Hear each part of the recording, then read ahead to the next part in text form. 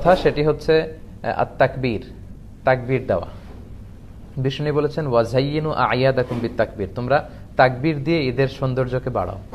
তার মানে ঈদের সাথে কিন্তু তাকবীরের একটা ওতপ্রোত সম্পর্ক আছে। এবং আল্লাহ বলছেন ওয়ালিতুকমিলুল ইদ্দা, রোজার আয়াতের পরে আল্লাহ বললেন তোমরা রোজার 29 দিন বা 30 দিন রোজা পালন করবে।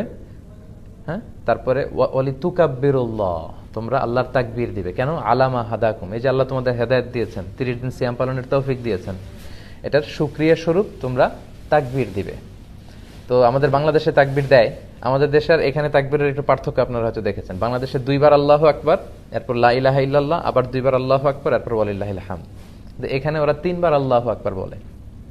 আরব বিশ্ব আমরা দেখেছি একটা স্পেশাল সুরে ওরা পড়ে, ওরা এভাবে পড়ে আল্লাহু আকবার আল্লাহু আকবার আল্লাহু আকবার লা ইলাহা ইল্লাল্লাহু আল্লাহু আকবার আল্লাহু আকবার ওয়ালিল্লাহিল হামদ। দেখবেন আজকে মাগরিবের সালাতের পর থেকে কিন্তু তাকবীর শুরু হয়ে যাবে। তো ঈদুল ফিতরের তাকবীর হচ্ছে মাগরিবের আজানের পর থেকে। এই যে রাতটা আসছে এটাই মূলত ঈদের রাত। কালকে যে রাত এটা কিন্তু ঈদের পরের দিনের রাত, আরবিতে রাত আগে আসে। তো মাগরিবের পর থেকে আমরা তাকবীর শুরু করব, মাগরিবের পর এশার পর আজকে ফজরের পর ঈদের সালাত পর্যন্ত, দ্যাটস ইট, তাকবীর শেষ।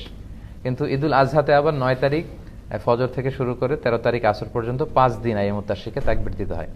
তো সম্মানিত শুধু আসুন আমরা আজকে মাগরিবের সালাতের মধ্য দিয়ে তাকবীর দেওয়া শুরু করি, এবং বাংলাদেশে আপনারা একদিন পরে মানে আগামীকাল মাগরিবের পর থেকে আপনারা তাকবীর দিবেন ঈদ পর্যন্ত। এবং আল্লাহ বলেছেন যে অলি রব্বিকা ফাকাব্বির, হ্যাঁ, গ্লোরিফাই দ্য অ্যাট্রিবিউটস অফ আল্লাহ, আল্লাহর মহানতের ঘোষণা দাও, তিনি যে সবচেয়ে বড়। তাকবীরের মধ্য দিয়ে মূলত কিন্তু আমরা আল্লাহ যে সবচেয়ে বড় এবং সবচেয়ে পাওয়ারফুল এটার ঘোষণা দেয়। আল্লাহু আকবার মানে হচ্ছে আল্লাহ সবচেয়ে বড়, আল্লাহ সবচেয়ে মহান।